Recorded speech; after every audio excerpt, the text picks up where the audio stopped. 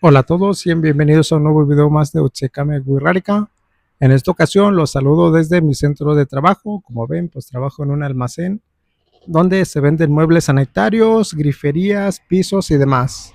Y pues desde aquí les traigo una nueva oración para que aprendan lengua wirrárica. Y la frase que les traigo ahora dice así: Akita keneuye iti.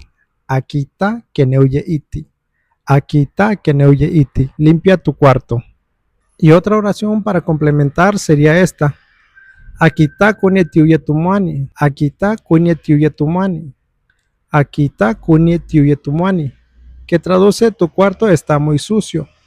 Tu cuarto está muy sucio. Y esta, que sería más como una pregunta, sería: Akita peroye iti. Akita peroye iti. Akita peroye iti. Que traduce: ¿limpiaste tu cuarto? Y otra oración para complementar sería: Nekita nemuye itieni. Nekita nemuye itieni. Nekita nemuye itieni.